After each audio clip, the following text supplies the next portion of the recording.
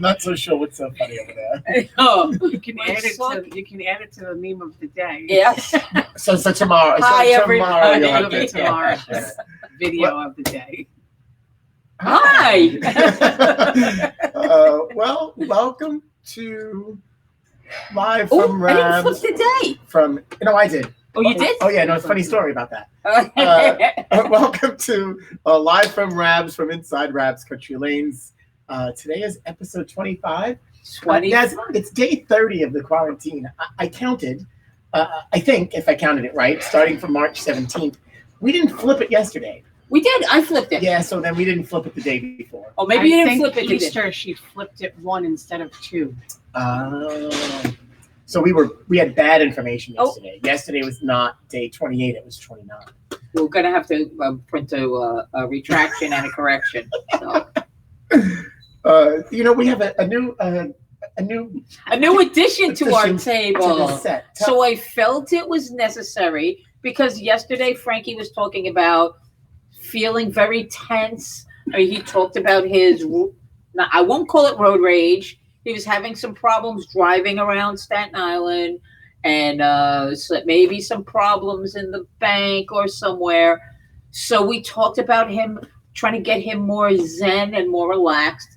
So I brought in a diffuser for him today, and we're diffusing some nice spa-like relaxing scents. It's actually blowing towards him. Like it knows. Yeah, if my allergies start kicking in, we know why. No, that shouldn't bother you. It's essential. I know. Linda shot. These are doTERRA. Is this the doTERRA? They are doTERRA. Yes. I do like the little doTERRA mints. The little mint gel things. They're really good. Yeah. Well, Naz, thank you for thinking of my health and my well-being. I always. Why does Kevin say fake news? Fake news. Because of the day. Oh, the day, yeah. It's correct now. Thanks, Kevin. Yeah, I appreciate it. I did get some text messages yesterday. But I thought it was good. I didn't think I was that off. Was I that bad yesterday? Well, it's funny because sometimes when you start to talk about something, it's, this bothered me. And then you start to realize once you start talking about it, you have a little bit of pent up, I don't want to call it rage, but there was a little something there. It's anxiety. We're all feeling anxiety. This is tough. I did sleep a little better. That should help. The music didn't go on. Although sitting in the kitchen last night near the thing, it keeps trying to go on, so you hear it click, and it says error on the screen. So as I'm sitting there eating my dinner, it's just click, click, click, click. Don't click. talk about No, we're good. We're in good shape. I guess I have to apologize. But for ranting yesterday. No, it was kind of funny. Okay, well, it was good. We were a ratings bonanza. We had Kenny Soto on as a guest, and it was just us. We talked about some zoo animals. We talked about stress. It was the show about completely nothing. Yesterday. And we had more views on yesterday's show after we logged off than we had in a couple of days. So there was something to be said about scary. You and I. What can I say? Now today, Frankie, they're not here to see you and I. No. They could give to about you. And you can tell I'm excited. I'm excited because I love Norm too. Because you never know what's going to happen here on Live from Rabs, right? You really never know. You never know. A guest doesn't show up. We have to fill some time. We have to banter and talk and fill an hour, and then we fill to 80 minutes. We were a little worried. Bless you. Thank you. So, hey, we're going to kick off today's show with our special guest, the one and only PBA champion, PBA Hall of Famer, Norm. Let's do it. And anytime we see you, Naz is always good for that. Yeah. Hey Norm. Hello. How are y'all? I'm good. How are you? I'm doing good. The diffuser's having a calming effect on me. If I lose it and fall asleep, you know why? I have that. I'm having that feeling. Wait. It reminds me of a scent that's used in Wait. Now we got lights. Wow. Sorry for it to go through. So hey, how are you holding up? How's the weather in sunny Florida? It looks a little sunny today. As you can see behind me, we're looking at probably about 85 today, so it's wonderful. Oof. If you're going to be pent up, this is not a bad spot to be. I guarantee it. It's tough on everybody, we know, but it's nice to be at least comfortable when you start. And we still have golfing around here, so we can go golfing at any breath. Oh, that's. I mean, people could go golfing here, and they're doing it anyway, even though the golf courses are closed. Now they're keeping people off the golf courses now. They should. Yeah, they. Why should they? Let's talk about that. Why should they keep people off the golf course? Well, I guess maybe within their group, they're not social distancing. Maybe, if you're playing with 2 or 3 people, maybe they're just too close to each other. I don't know. I miss golf myself. Hey, you know what? They're taking advantage of going out on a golf course and golfing for free. So as a business owner, that bothers me. Well, 2, my facility is being forced to close. And you know what? I might be a little jealous there, Norm. Maybe that's it. Maybe because I paid for my golf yesterday, so we didn't get it for free. Oh, no, we have freeloaders. But Naz, we each get our own cart, and we don't touch the pin. And we stay away from everybody. Yeah, I guess because people in New York, they always kind of like to push the envelope of what is allowable. That's why you guys aren't allowed to do anything. Correct. We're like the bad kids in class. We have to be forced to do things, or else a mere suggestion doesn't do it. And of course, the attorney's in here, Mr. Barinello, and he's saying that the public courses are getting overcrowded. Yeah, so people will. And that makes sense. On a regular, if you're right, it should make sense. Get your own cart. You have the social distancing would be, but because we can't. Yeah, we can't listen. It's the way things are. You'll have a lot more people there than we do here. Well. Yes. And then, so how are you holding up being cooped up at home? I'm doing great, other than it seemed like I lost a lot of my gumption when we came back from the tour. Normally I'm in the gym every day, and I wake up early in the morning and I do something really physical. Wow, it was 3 weeks before I could even, do a push-up. For some reason, I just have been so lazy. Now, here in the last, let's say, 10 days, much better. I'm getting on my bicycle most every day, at least that, or golf or something physical. But boy, for a while, I could not seem to snap out of it. Okay, Norm, walk or ride when you play golf? Ride. We're forced to here in Florida. Oh. Otherwise, people will pass out. It gets hot. Oh, yeah. Okay. It gets hot and there's too many old people. Well, too many old people. Hey, you're talking about me now. No, I'm not talking about you there. No. All right, so somebody's asking, what's your handicap in golf? A lot.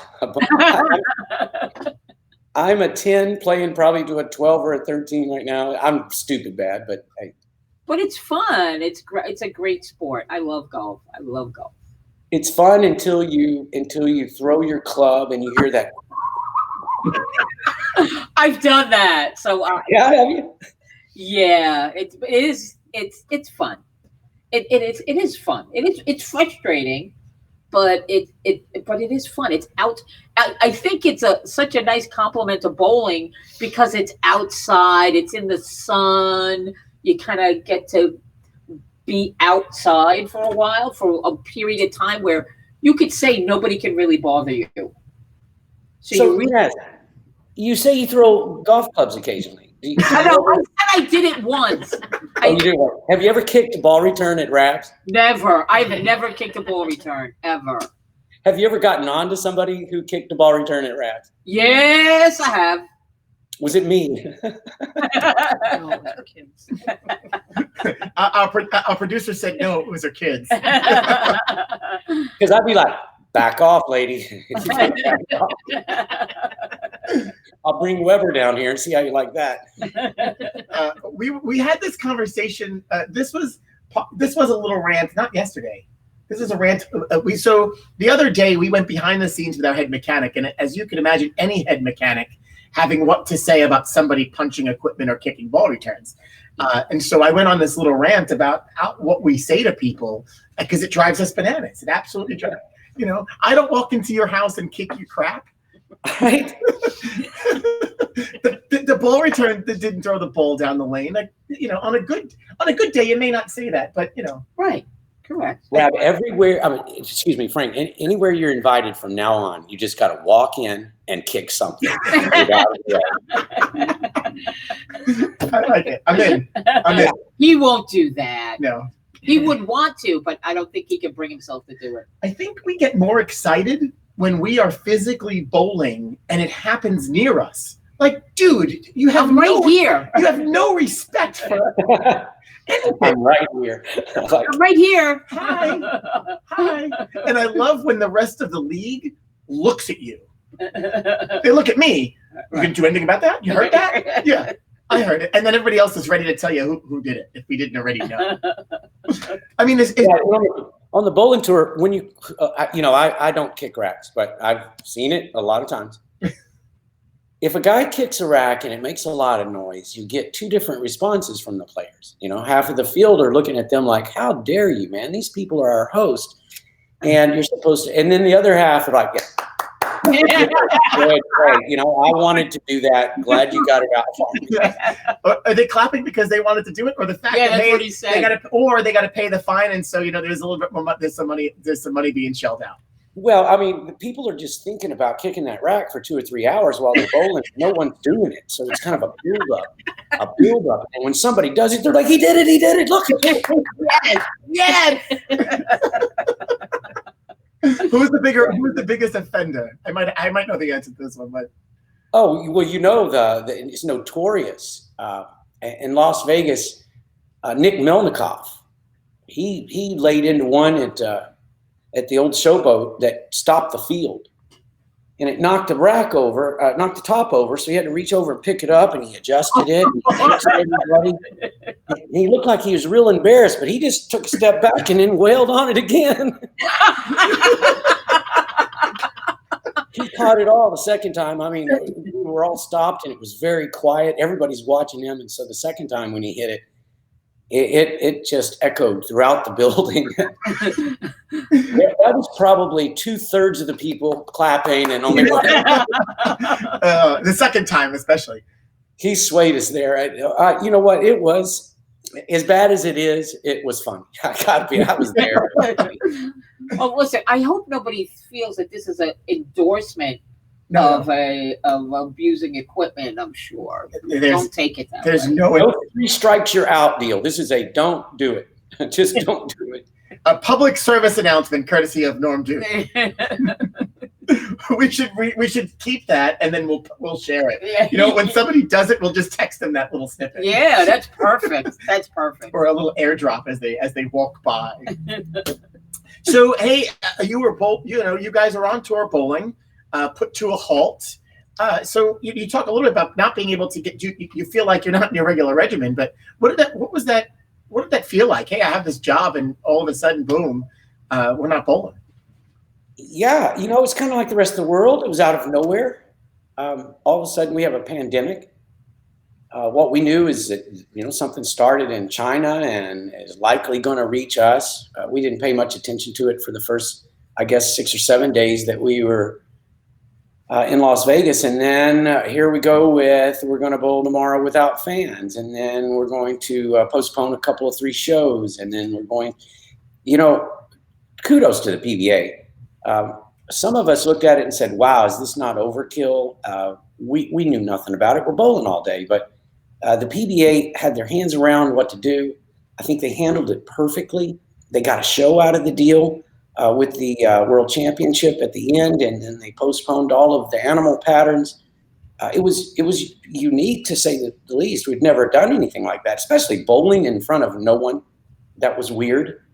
I was doing commentary for the World Championship. There was no fans, so it seemed like there was dead air the whole time, which there wasn't, but it seemed like that.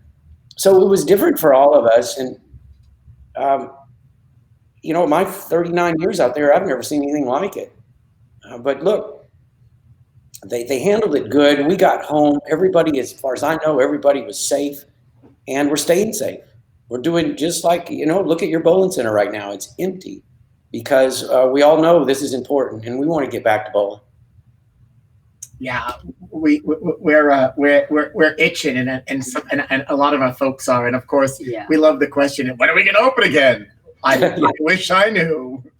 Everybody's going to have to drill new balls, Frank. Yeah, they are. I'm looking at my thumbs look identical right now, and no, my thumbs never look identical. It's going to take a couple of weeks, I think, to get our hands built back up. So what is, before this forced layoff, what was your longest layoff before? Well, Naz, about the last 10 years, I've purposely taken at least 6 weeks off, maybe even if I can get to 8 weeks, that's fine, every year. Usually it's at the end of the year. But I have to refresh. I have to get all the bowling out of my head. Otherwise, I just get complacent with whatever, if I'm bowling good, okay. If I'm not, okay, because you're fried and you're tired and it's all you've done the whole year. So I try to starve myself for a couple of months, and that way I get just like I am now. I get a little antsy. I get to thinking about it, I get to dreaming about it occasionally, where you dream about the game of bowling. Maybe you're bowling somewhere and some guy's kicking the rack. I don't know. The difficult part is to realize that no one's bowling. You get up every day. It seems like we go through this guilt trip. Man, I haven't bowled in a month and a half. My God, well, no one has. Yeah. So get over it. Yeah. So I have a funny story. Don't tell funny stories, because they're always the bad side of it. No. Well, no, I wouldn't say it's the bad side. It is kind of funny. It's from Scott Irwin, who worked at Cavalier. And he said that there was a snowstorm one day and you were late for your squad. So you asked where you can park, and there were no spots. So you rammed your rental into the snowbank and left it there. Might you remember that? I moved the snowbank a little bit, so I don't know that. It depends on who's telling the story. I was making more parking. And it worked out fine. I mean, I got there, I got all my shots in, and I bowled pretty good. And I came back outside, and it had snowed more, and I was basically under that bank. It's one thing about people they don't really understand is we follow the snow. So all of my life, every day in the winter tour, it was snowing somewhere. Everywhere we went, we followed it. So that's why I live in Florida now, so we can get a break from that. Get away from it. Yeah, but we don't know the rules. We don't know that you're not supposed to move the snow. If there's a dump truck there with one of those little snow pushers in front, it's called a plow. Yeah. Yeah, plow. We'll get in and go. Let's move it off. There's only a few of those in the whole state of Florida. Yeah, if there are any. use them. We don't have any at all. Frank, my son is 23 years old, and he has never seen snow in his life. Wow. True story, yeah. Crazy to imagine. So I tell him all the time, let's go see some snow. And he goes, nah, Dad, I don't know what it looks like. I'm okay with not knowing what it's it looks cold, like. and yeah, that's good. That's all I need to know. Yeah, and it's funny you say that, because we have really had a mild winter. Very mild. And although it did snow like a flurries the other day before all that crazy weather. So really this year, we don't know. We really didn't get much snow. So either that means this upcoming winter, we're doomed. Yeah. But I like the change of seasons. I like that.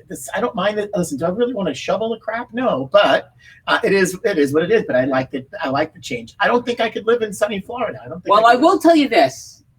I used to say that also, and I think that as you get a little older, you really like the warm weather a lot more than you enjoy the change of season. Okay, that's my point of view. So. Well, my wife says she can tell when it's about to rain just based on how her knees feel. Well, snow's the same way, just your knees feel worse. So once you get to about my age, it starts inclement weather outside, and all heck breaks loose. So no. I like Florida. Right. You know what? She has pains when it rains. I don't. So I'm waiting my turn on that. You don't seem to care. Not yet. No. Hey, you're speaking of bowling up here at Carolina Lanes, which is a favorite spot for a lot of our fans that have been able to take the opportunity, like myself, to go watch an event over the years. But do you have a favorite tour stop? Wow. You know, most of them are favorites for other reasons than the host center or the city. Now, I do have those that I despise. I do. But all the others, as long as they're accommodating and we have paddock space, that's my pet peeve. Is you go to work every single day and they put us in a closet with 7,000 bowling balls, and it's unfair sometimes just trying to get in and out. Aside from that little pet peeve, most of the hosts are so wonderful that they all run they run together. So you get finished with a 4 week. 4 weeks of tour stops. Sometimes it's even hard to remember what centers you went to because they just all blend in, and it's just been like one big long bowling day. My favorites seem to be the majors because they're worth more. They carry so much more baggage with the major. You know, you don't sleep as well at night. If you make the show, you won't sleep at all typically. Things like that. I don't know why we like it, but we do. It's something that you like, right? Yeah, it's the right that gives you the adrenaline, the juice to get you going. Rob Butler here shares a story. He is a Norm Duke fan. You apparently gave him a bowling ball in 1991. Rob was 11 years old, and that was the day he became a Norm Duke fan. That's pretty cool. It cost me a bowling ball to get a fan. Do you know how many bowling balls I'd have to have a full gallery? So you talk about centers in the paddocks. My friend John Lucido, who was the host of the Open, he was talking about the fancy paddock you guys had, it was this huge empty space under construction. He was excited, and at the same time, he was apologizing to everybody about it. He tells the story about how you guys just love the fact that you probably had the most space ever. Space, right? Oh, by far, yeah, the most space. And that's all we care about, really. You can put us out there in the rain. It's okay. Just don't make us step over all the bowling balls. No, John he does a great job in all of bowling, no matter what he's doing. He's a proprietor over here. He's a USBC, I think, past president? I don't remember. He's been involved in the industry, yeah. Yeah, and then he's also a host, and he did a fabulous job in Lincoln. It was awesome. So as far as cities, what do you think is your favorite city to visit? Well, Phoenix is not bad for obvious reasons. California's always good. I like it when it's warmer. I do, because you have more to do after you're bowling. Oftentimes the weather is so bad, you finish bowling, you just got to try to get home, much less anything to do at night. You just get home. But favorite cities, I really like Dallas because I grew up there and I know so many people that come out to watch. And many of them I haven't seen for 20 or 30 years. So it's wonderful in that way. Yeah. I like Indianapolis because of Woodland Bowl and all of the people there. Just the people in that facility. They've all been around for my whole career. We're talking 40 years. I feel like they're family. Yeah. I really like Indy. There are others, of course. How could you not like Portland, Maine, by the way? When you talk about favorite cities, wow. When you walk into that bowling center, bowling changes when you walk in there. It's a whole new set of rules. It's a culture that nobody understands until you get to see it. Well, my first day of actually watching the matches, when I walked in, I wasn't the first match of the day, so there was a match going on. It was live TV, and I walk in and I see the scoreboard way off in the distance, and they had 4 9 misses in 5.5 frames. So really 11 frames had been bowled. 4 of them are 9 misses, and these are by the greatest pros. And I said, well, something's up, you know. What's up? And then all of a sudden, poof, there's another 9 miss. I hear air, and I said to Rick Benoit at the time, I said, Rick, what's up? He said, Norm, they're freaking out. And I'm hearing the noise, and I'm going, that's what they're doing over there? Well, I told all of my folks, I said, look, all the Dallas strikers, I said, the last thing you do over here, practice area, is you shoot spares, and imagine that somebody's trying to tackle you. Imagine people yelling and trying to mess you up. Everything you can put in your imagination, put there, because it's going to be tough. Very first shot I threw was at a 2-pin, and I missed it a foot. That was the one. Oh, gosh, it's embarrassing. But until you can feel that emotion while you have a ball in your hand and you're supposed to take 6 steps and roll it where you're supposed to, it's beyond belief. And it's something now that we can't wait for. We just can't wait for it. Yeah. Well, it's great to hear that you guys talk like that, because there are so many people, Yeah. that just don't believe in what happens there. So many of the purists, they look at this and they think it's a zoo. It's crazy. It is. And listen. These people tailgate. There's this huge culture that's driven around it, and I think it's great. Listen, do you want that on every tour stop? I don't think so. Heck no. But how do you? So we're so used to the very quiet noise when you release. How do you? You talk a little bit, but how do you truly prepare for that?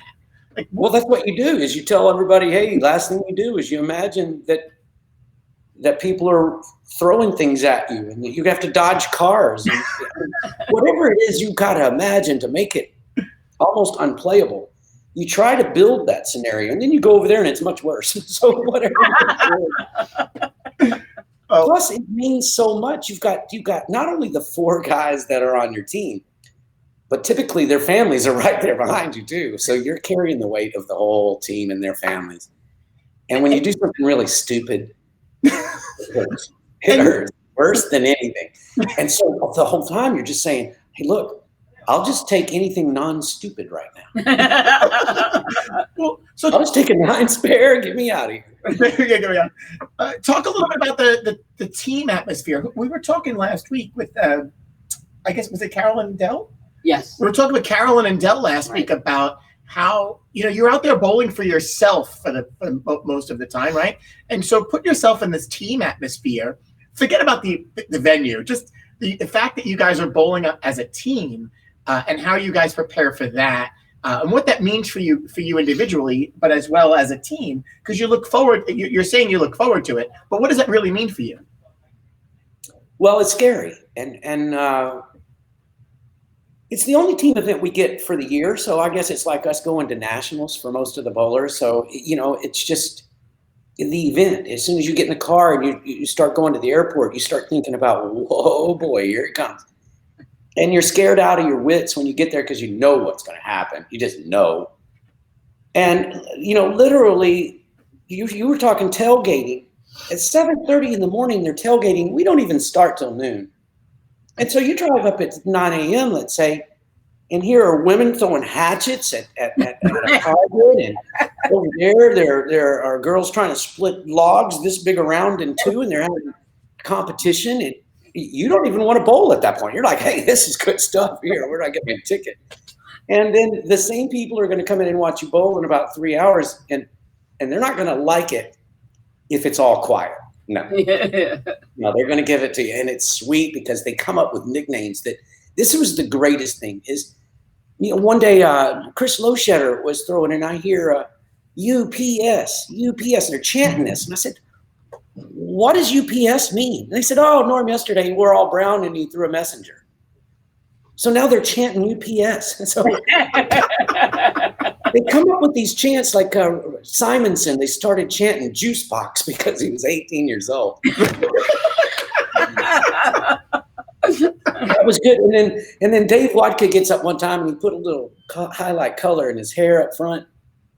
Boy, he's up there styling, and they start chanting Frosty. Things that they start chanting, you have to actually ask people, where'd that come from? And once you get the source, that's beautiful. And I think you're right, Frank. It's it's a novelty, so it's kind of funny. It's not probably something you would want every week, but when you're out there trying to earn a paycheck, but yeah, when that event takes place and we have it on, oh God, the comments and the I can't stand this. This is crazy. Who allows this? Yet they're all watching. They have their eyes glued to it because it's one of those things you just can't take your eyes off. But listen, at the same time, you guys are putting on a great show while you've got this thing happening around you, which is awesome. I would tell anybody from here that can make that drive, you have to go check it out. That is an event like no other that every good, awesome bowling fan should go experience, really. Well, yeah, you're right. It is a novelty. In no circumstances do we want that every week. No, it would be a zoo, but that's what it is. That's our zoo. That's our day to go in. And when you win that event, through all of that madness, it becomes so much more special. The guys that do not get drafted, which I'm a manager, so I feel the people that we can't select, and I see them drop off. They are just two different emotions. First of all, they're suffocated because they don't get to go and participate in that atmosphere. And then they're also lifted. They're saying, all right, next year, this is on me. Next year, this is what I want to do. And, you feel bad in one respect, and then you feel good in the other about the players and what their wishes are as far as going to Portland. And you root on them because you know that's where they want to be. When the players want to be there that bad, it's something special. Yeah. Hats off to Charlie Mitchell there and slow roll. So, so you seem like somebody who might enjoy some action bowling. I used to. So, what would you say? What city you would enjoy action bowling? Well, most people think that New York was the biggest action bowling, arena. No. Texas and Oklahoma had it. Now, people from New York think that. Yeah, Texas and Oklahoma. They just back in the day when I was trying to become a pro, that was your way in. We didn't have college bowling. We had action bowling, and until you could beat the best around your area in their home house, you had no business on the tour. None. Because I used to travel and bowl Del Ballard at Jupiter and Gary Dickinson at Meadowbrook. I'd go up to bowl Carson and Armstrong and Edmond. And you'd go down south to Houston. And you had Pete McCordick and all kinds of folks there in Houston that would play. And they'd play for any amount of money. It didn't matter. Right. Well, that was my college right there.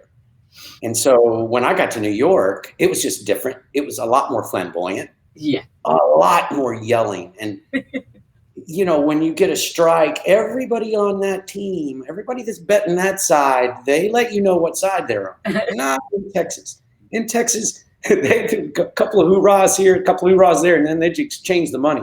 No. New Yorkers, they'd run outside, they'd kick the dog. It's crazy. The things that people would do watching a bowling match. So it was great fun, no doubt. And scary at times. Yeah. One time I was in Chicago and Joe Vito and I are about to leave. Now we have the money. He's bowled this $100 high, 10-handed over there, and I had been bowling against the Chicago people, and I did really well. So now we're about to leave, and the guy's name was Ron Levine. One of his buddies come up to me and he said, "Where are you going?" And we said, "We're out of here. We're done. And he said, "Well, you're not done yet." And we're like, "Oh God, here it is. We're not going to be able to leave." And they said, No. We're going to make sure that you get to your car. Now, once you drive out of the parking lot, you're on your own. But everybody in this bowling center knows where the money is. You got no chance making it on your own. So they escorted us. I thought, you're kidding me. We're in jeopardy? Yeah. Welcome to New York. Hey, Chicago. I'm in Chicago. I'm getting some text messages, and these are stories I won't share. But one of the last times you were here, we had we had the Bowl Like the Pros event on the lanes, and then we had this big party in the bar. And the messages I'm getting are that they remember the good time that we all had. You and Brian and a few others. And Brian seems to always get you in trouble, I'm sure. You're talking Brian Voss. Oh, Yes. yeah. Oh, see, look, you didn't have to say anymore. And Pete Weber was there with us. And so some of the folks that were bowling, you helped out tremendously, and they're talking about how you help them. And as a coach, as a bowl, not everybody has the knack to go and be able to teach. It takes a special and there's very few of you that do it, and you do it awesome. And that's what everybody's remembering. So I love hearing these stories. Now that I hear these stories, I'm going to go back to that photo file and pull out those photos that they may not want to see. Don't do it. Hey, what would you say was your most memorable moment on tour thus far? Wow, there's so many. I mean, after 39 years, there's so very many. Making the bucket to win the Grand Slam probably stands out. The 300 game where we bowled the league, the team 300, that was huge for us. Something I'll never forget, just because of the response from the locals there after it was over. The party at your place that night, that was awesome. You might remember. So you started really. But I don't know if everybody realizes you really had that. You started at a young age. You went out on tour. Take us back to that time when you said, "You know what? I'm going out." Call it 18 years old or so, and and then this young guy goes and wins a title. Yeah. What was that drive to keep going? Take us back there. What were you think? What was going on in your head besides maybe I'm crazy? Well, that's all I wanted to do. And I'd already told my mom when I was 13 years old, I said, "Mom, that's what I want to do." We were watching the Saturday afternoon telecast, and Earl Anthony had just bowled like a 299 game, left a solid 9 costing $10,000. And that's what hooked me. I said, $10,000? Oh my God, you can make a living at this. Well, we were in the bowling center, and I was just a little junior bowler. I said, "Mom, that's it. That's what I want to do." So every day I would go and I would work out and try and get to a level that I could, at least bowl competitively around my city. But then when my father and I moved to the Metroplex, that was kind of like welcome to the machine. That's where I met Del Ballard and Chris Warren, Bo Bowden, Gary Dickinson. Wow, were those guys good. So good. Once I started to hang with them and even start winning, that's when I knew I get to follow my dream here and go bowl for a living. And then I win my 9th tournament ever. So you can imagine, not only am I just jacked up, I think this is going to be a great life from now on. And then I went 8 years without winning again. 8 years worth of accumulating debt. 8 years worth of misery. And I call that my college, but it wasn't fun. I don't want to relive that. There were so many fun times because I was single. We were traveling all over the United States and of course, abroad as well. But more often than not, it was a bunch of sorrow. It was a bunch of letting yourself down, letting your family down, not being able to find a way to get gas to get to the next city. Yeah, but that was my college. I would not be the bowler I am without those 8 years, no doubt about it. What do you think was your most disappointing moments? Boy, there's so many. I know the Masters was disappointing. Mike Edwards and I were bowling the semifinal match. I had pretty much ran the field over in that event as far as average, and I was doing very well. All I had to do is win 2 matches, one against Mike Edwards and one against Mike Albee, who had beat me the night before for the lead, and I should have let it. I let that go. Mike bowled tremendously, but the edge was on the right side, not the left. I should have gotten him. So I thought, just get this. So I strike or whatever I had to do to basically win, and I needed 7 or 8 or 9 on the first ball. I didn't need a mark. I believe it was the 11th shot. And I left a big 4, and it took me right out of play. Mike Edwards goes on to play Mike Albee.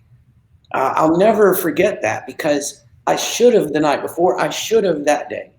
And I let myself down, and that hurts. When you know you got the game, and it's set up perfectly for you, and you can't get it done, I hated that.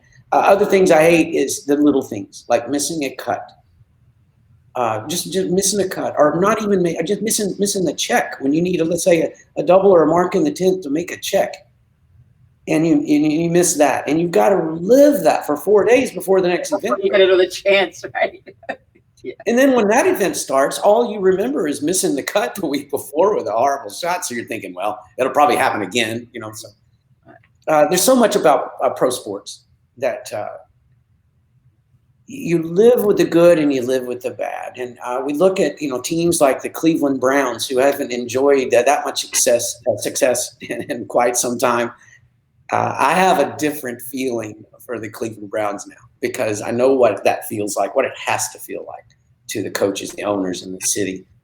That type of thing is more prominent on the tour than anything else, simply because there's only one winner every week, and there's all those other losers. It's terrible. And you just don't want to be one of those losers. Well, yeah, there's only one winner. I mean, if you think about it, I've bowled 700-something events. I've lost 660 of them. It dwarfs everything else you do, it seems like, is you're always trying to build a game that can contend. And then even when you do, and you do something stupid that you don't win, you live with it forever. Sure. Isn't that fun? Isn't that the way we go? Sounds like a blast. Yeah. No. Fortunately, you've got a lot of wins under your belt to make it seem a little bit better. Well, yeah, no, it seems like a lot when you say he's got 4. Yeah, but when you look at the totality of it, I spent my whole life losing. And so everybody puts me up in this pedestal, you know, and I look at it and go, man, I was there. I was there the whole time, and there wasn't that many good times, okay? Well, now you can do that on the senior tour. Yeah. You would think that, you know, the senior tour, not as hard as the regular tour. Yeah, I've won 4 times in 5 years out there. So it's not an easy tour to win on. The format makes it a little tougher. But look at the players. I mean, the players you get to bowl against when you go out there, they have a lot more titles than the kids tour do. I've had a lot more time to get them, but they're still hard to beat. Yeah, different mentality probably too, right? For a lot of them, a different mentality. Oh yeah, you know, that's one of the reasons I enjoy the senior tour. Of course, it's bowling and you're doing it for a living, but it's not quite the same as the kid tour, because the seniors, when they finish bowling and they go out to dinner, or they go and, you know, maybe they're sharing a house or something, they go and talk bowling.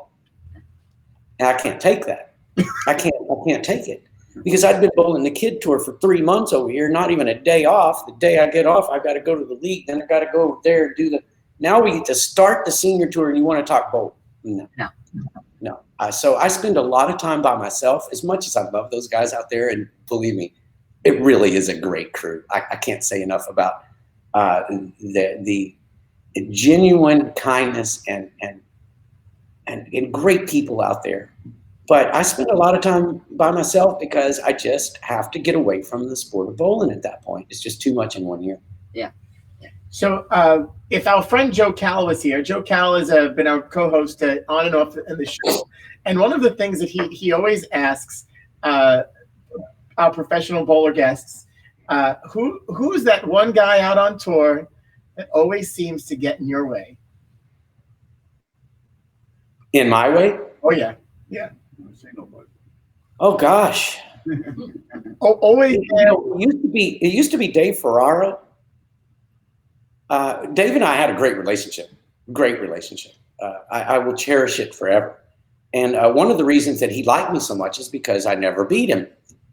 And so he was always in my way. Now we're talking the paddock area. Yeah, you can't get out because Ferraro's in your way. You got to work the ball out. Well, you got to wait in line behind Ferraro. You got to wait on the spinner because Ferraro's on it. I saw him more in my head than I did any other player. Tony Westlake was another one that seemed to just too much of a bulldog for me to, you know, enjoy much success against. So when you're saying in your way, yeah, they were in my way, so to speak, but they also taught me a whole lot about how to win. And that's good too. So Melissa was just saying, thanks for sharing that everyone's not perfect. Everyone has to go through their ups and downs, and it's true. And so you say that, and you say that very eloquently. Yeah, but sharing those stories. So and as far as a competitor on the lanes, truly, who's the guy that you just can't beat? Or every time you go out there, and is it the same? Is it through your career? Well, it was those two. Ferraro stood out because I really had trouble against him. All the guys that are out on tour right now, I don't have one that I run over a lot. I don't have one that runs me over as much as in the past. I'm thankful that I've gotten to enjoy some success, more so in the last 20 years than I guess the first 10. But hey, if they are in my way, I don't know it yet. You know, they haven't gotten in my head, at least. Well, that's a good thing. Yeah. I think to be the stopper to more people than people stop me. What's the best piece of advice you can give a youth bowler who's working on their game, striving, and potentially wants to pursue this as a career? You're never as good as you think you are, ever. You'll never be as good as you think you're going to be, and that's okay. That's a process. Walter Ray Williams is the greatest, at least at this point, of all time, and he lost a lot of times. A lot of times he lost. Walter was grounded, always grounded. He was always humble, and when he needed to strike, for some reason or another, he was able to collect himself and get the shot off and have a great chance. So I would call Walter and ask him what to do. I'd say keep your head, people. It is pro sports. There are more losers than there are winners. It is tougher than you might imagine because you have to beat the best in the world every single day. It's not a time clock where you have to put your 8 hours in. No, you've got to go beat somebody. And, here, a dozen down in line, you got Amuleto, so what my point is however deep you go through that roster, you've got somebody there that's world class. If you want something easy, it's not what you want. Yeah. But if you want something that's really difficult, that you love, hey, pro bowling's, I have no problem with it. That's great. And you talk about Walter Ray. Is that bowling with one hand or two hands? Either. Look, people, at some point they make fun of Walter because he uses two hands. Look, I bowl with him on the senior tour. He bowls a lot better the last 3 games with 2 hands than he does with 1. He knows where the advantage is. He's not quite as good at 2 hands as he is with 1. No, but he's better with 2 hands in the later stages of a round than he is with 1 hand in the later stage of a round. Look, you can't have more respect for Walter Ray than I do. You can't do it. It's impossible. I mean, if it wasn't for him, I would probably even have a more decorated career.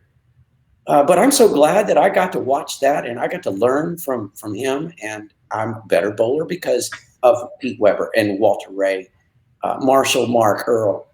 Those guys are so good, it's crazy. They're better than I will ever be. But they helped me be better. The tour, you've got a lot of young guys on the tour now, and who all, I'm sure, are talking the way you're talking about these other guys. They're talking about you Right. in that same class, and I would agree with that. This group of young professional bowlers, these athletes, who do you think is going to be the surprising star moving forward? They're already showing their faces. Of course, Belmonte, he's so far above the rest of the field, honestly. But if you look at Tackett and Simonson, oh my God, they are just. Let's add Prather to that because he's getting it. They just put their head down and they go about their business at such a young age. They go about their business like they've been there forever. And then all of a sudden you got Simonson throwing a backup ball with 2 hands, winning tournaments. that was my perfect bowler. I remember somebody said, "What's your perfect bowler?" I said, "It's a two-hander on the first shot, a one-hander on the second shot, but the two-hander has to go both ways." He went both ways. That was the first time I saw anybody win a tournament going both ways. Even though Roth did it on a couple of occasions just to try to get through a round, he wasn't winnable with it. I watch stuff like that, and that blows me away. And then I watch their mental games. As much as Simonson occasionally, he has a little, anger at times. Most of them, wow, they are so disciplined. They're in great shape. There's not a whole lot of fat people out there. Look, it is same thing with golf. You used to have some heft out there on the golf tour in the 60s, 70s, 80s. You don't anymore. Yeah. Those guys can hit it a long way, and they're athletes. So I think that I'm so proud of the bowlers, the kids. I'm proud of the way that they handle themselves. I'm proud of the way that they invest in their craft. They're so respectful. Most of them, I get along with all of them. Okay, all of them. But they're special in the sense that some of them are younger than my son. And they treat me just like I'm a brother. And that's cool as heck. Because my son doesn't treat me like a brother. He treats But it's your personality. You open the door for that. Yeah, absolutely. As one of the great ambassadors for our sport, you certainly do open yourself up to be very likable and want to have you around and not be grandpa, for sure.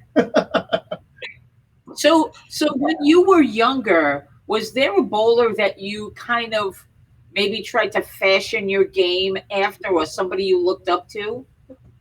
Sure, in many ways. Gary Dickinson was always my idol. He and George Pappas, when I was a kid, Very classic. and I watched the bowling tour, I needed those guys on. I needed them on. I loved to watch Marshall. Loved it because you just never knew what you were going to get. I loved to watch Mark and Earl just because one was setting trends and one was winning everything. But I enjoyed the bowlers for different things. Like I really liked the way Jim Stefanich handled himself on and off the lanes. I really appreciated that.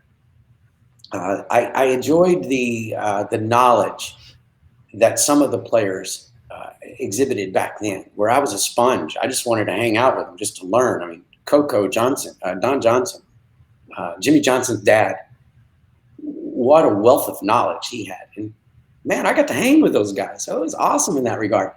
I kind of like to think that the younger players look at us the same way now. But as we did, they take it to a new level. The kids today are better than I was when I was their age. I was better than the people before me at their age. It is the evolution, but it's one that I sure appreciate. And I watch these kids go at it, and I say, man, they've got game. I mean, guys like Marshall Kent, to watch them play bowling, it's really it's a treat. I'm a fan, everyone, by the way. I'm a fan. And so if you're a fan of bowling, right now is a great time to watch bowling because these guys are really good. They are. Really are. Yeah. Hey, before we let you go, so we started today. We wanted to check in with a few of our teammates, and Terry is Rab's royalty here, and Terry is joining us. I'm going to bring her in. We were checking in on her to see how she's holding up with her family. However, more importantly, she had a nice message that she wanted to share. Terry runs our youth programs here, and amongst other people, had really nice things to say. So this is going to maybe a little bit of a love test, but hi, Terry. Hi, guys. Hi, Terry. Nice to see you. I have my Rab shirt on. Don't stand up. I was checking into, I was checking into work today. That's awesome. Well, Terry, thanks for jumping in. Hey, while we still have Norm, you wanted to share a story with Norm. So many years ago, well, not that many, but you came to one of our youth dinners and I was the photographer. And you posed for a picture individually with each and every kid. And they all remembered that. And they still have the pictures. And you made such an impression on them with that and such an impression on me. It was great. It was just wonderful. And you talked to the kids and you took time to really get to know them and ask them questions. My biggest big with the youth bowlers. So to see, and these kids, unfortunately, now are probably in their mid to late 20s. Yeah, I'm bowling against them now. In fact, the last Actually, show, Mike Martell might have been there. Yeah. yeah, exactly. And in the last show, they showed a picture of Chris Vi and I when he was 6 years old, with a picture of me. The fact that he kept that all these years. Oh my gosh. And he was taller than you in that photo, I'm sure, right? No, I had him then. Oh, too funny. Hey, and there are a lot of those in the comments here. Everybody loves Norman for the right reasons, and so Norm, we love you too. Hey, we're gonna let you go back and enjoy the rest of your day. We really appreciate you jumping in with us for a little while and talking bowling. Well, thank you. And Terry, I want to respond to your, I think it was kind of a question, is you were thanking me for that. Look, I'm human, no doubt about it, and I'm flawed big time. But I bowled at Pro-Am once, and I asked the question to my pro, take a look at my game, what would I have to do? And, I was shunned. I was just blown off. And I did. I committed at that moment.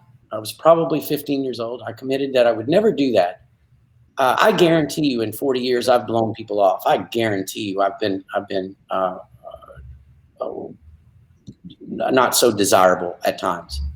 But for the most part, I try my very best to not put anybody above me or below, by the way. Everybody's equal, and treat them in a humane manner. And it's just amazing how wonderful people are. Yeah. It's just amazing. Listen, it was your decision to pose with the kids. We didn't ask you to do it. You asked me. Oh, I didn't? Yeah. That's- So Well. I've always really appreciated that for my kids.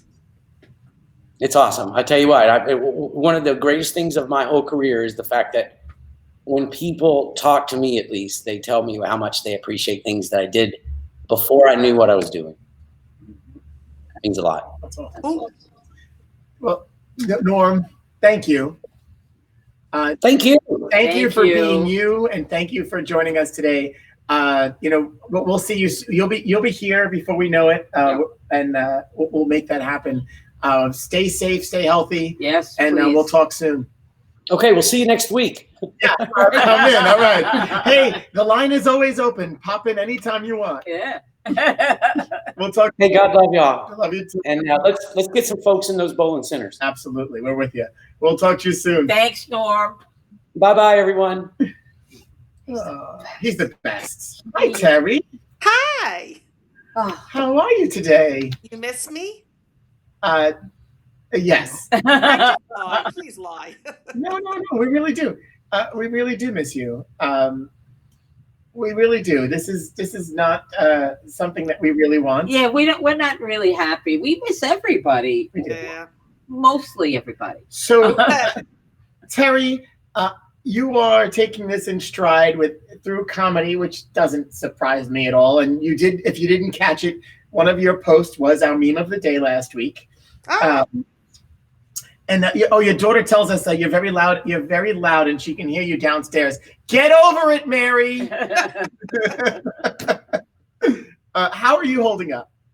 well, thank God it's a 2-family house for 3 people. We haven't killed each other yet. Is Bob still working?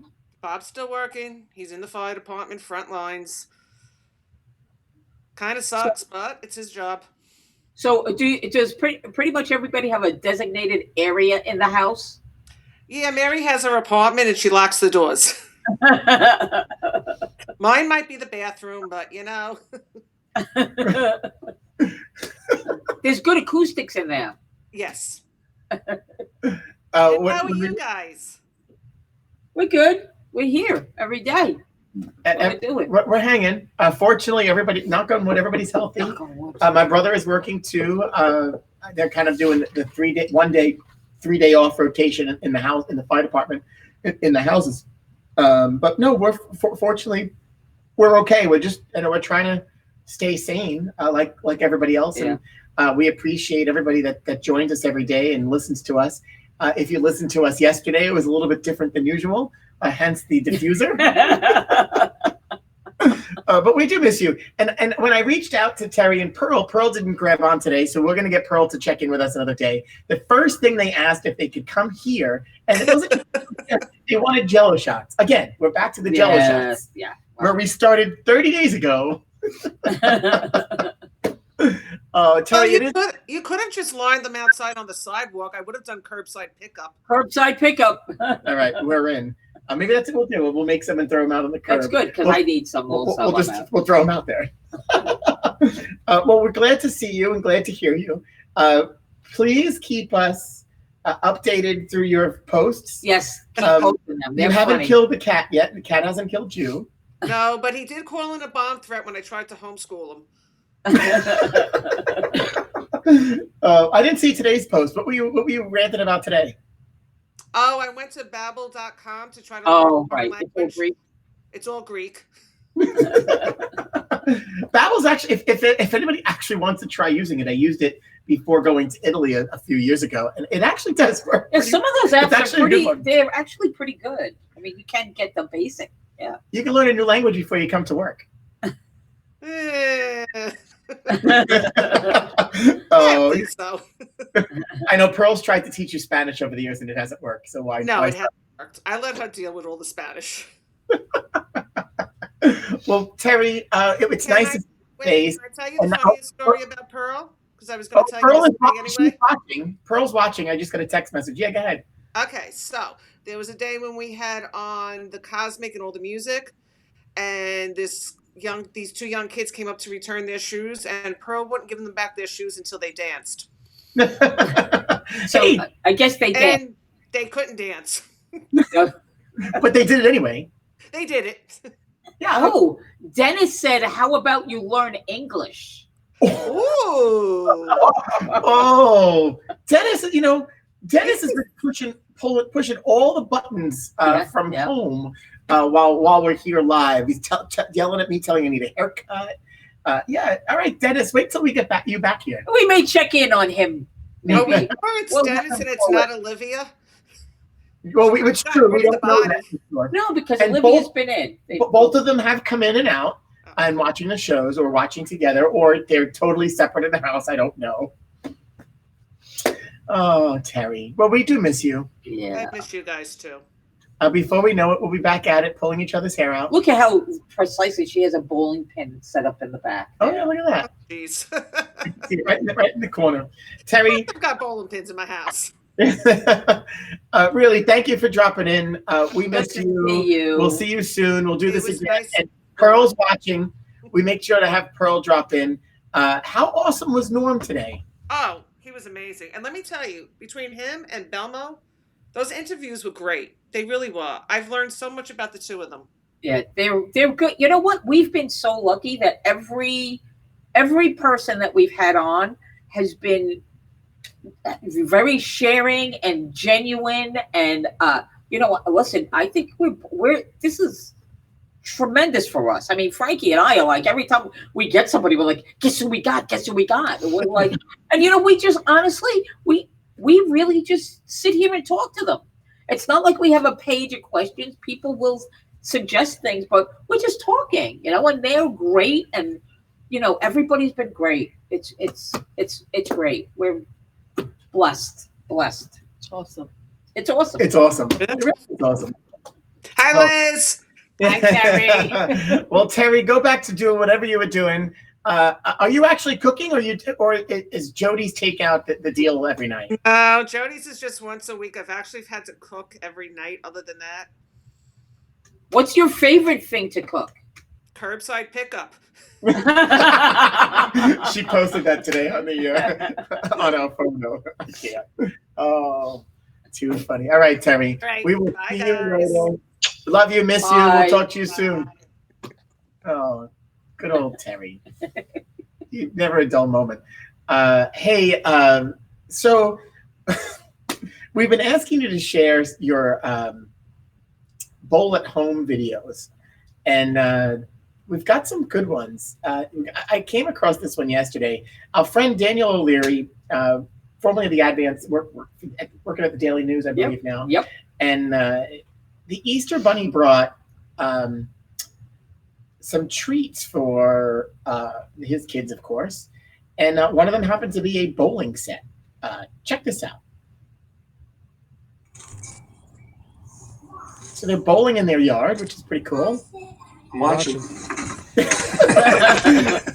Good job, Jake. and Jake, obviously, forget about the ball, but then apparently the ball popped, and we had to resort to a new way of bowling. Which What do you think? I think is much more effective. I like that How one. cool is that? That's great. I like. Thank you, Dan, for sharing that. That's Yeah. awesome. Keep sharing those. Hashtag bowl from home. We also started. You know what, Naz? Introduce the today's meme of the day. Meme of the day. The stimulus check is for essential things. The stimulus check is for essential things. The stimulus check is for essential things. Bowling balls. Bowling balls.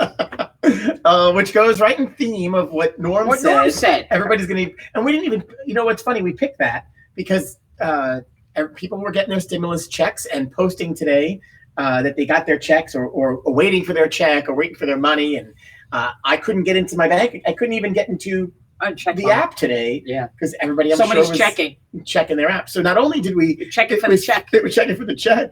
It was about the perfect timing for Norm telling us you need bowling balls. Yeah, But he's got a good point. Somebody said that it's not really a stimulus check because it's not to stimulate the economy. It's a relief check. Right.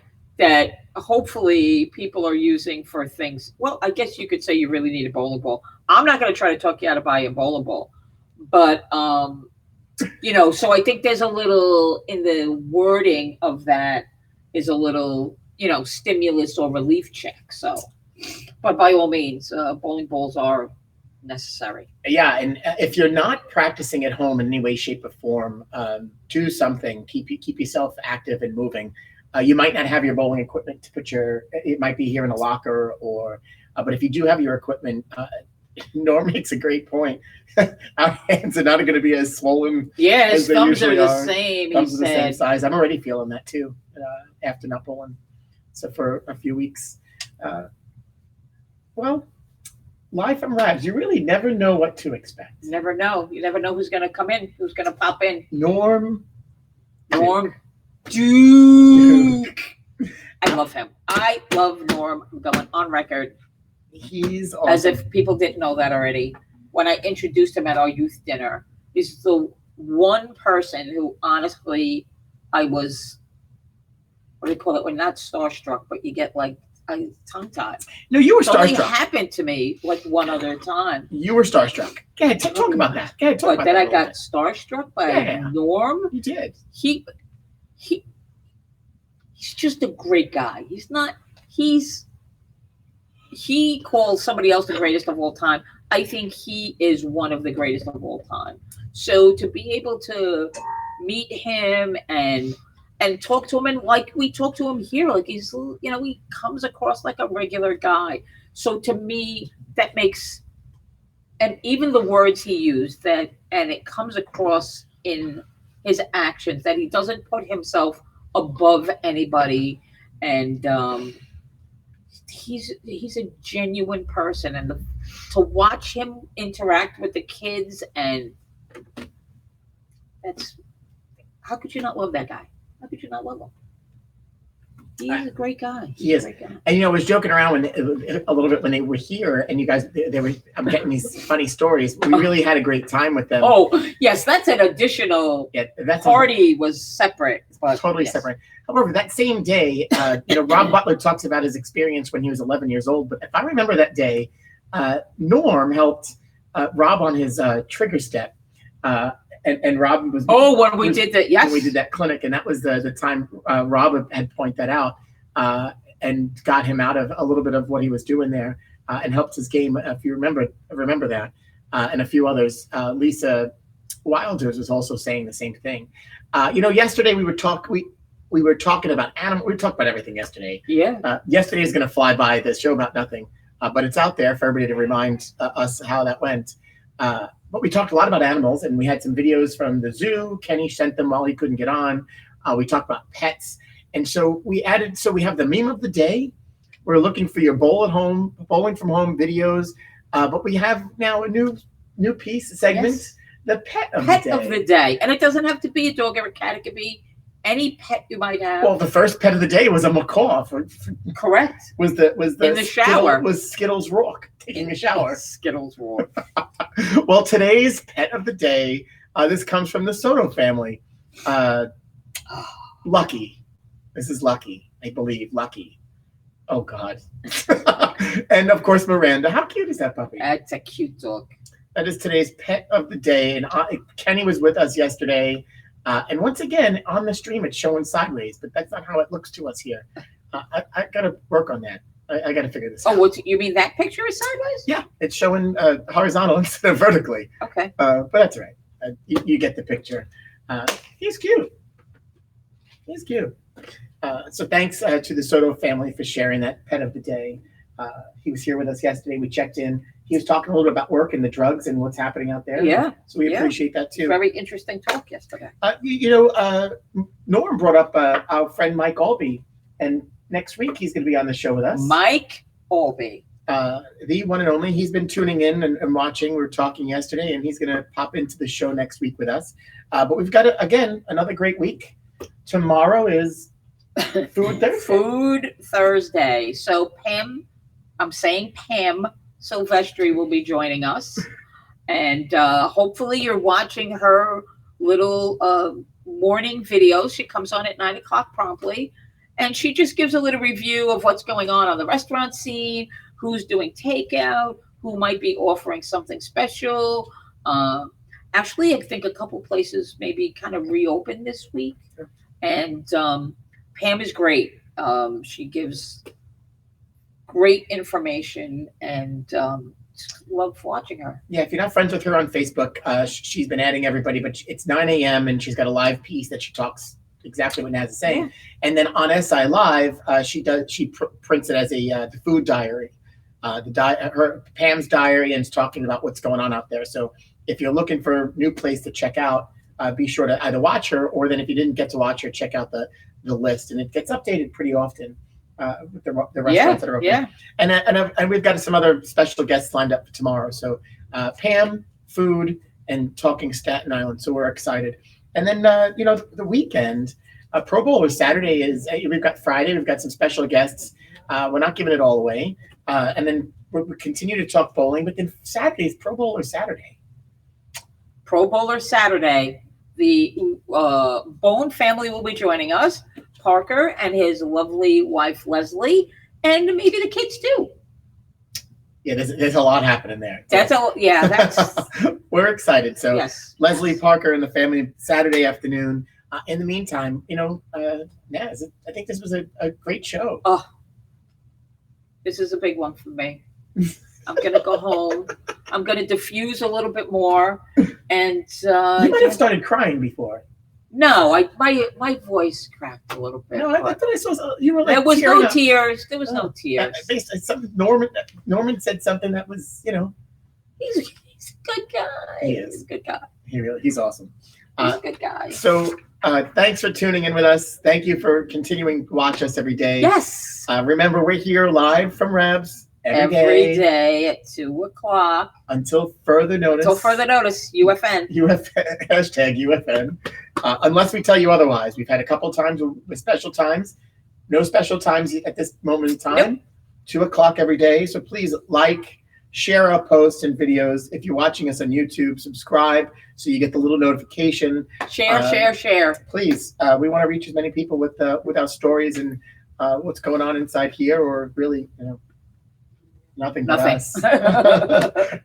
Thank you, Norm. That was great. We really appreciate you jumping in today. And Naz, how do we end a great show? That was awesome. We'll see you tomorrow. Bye-bye.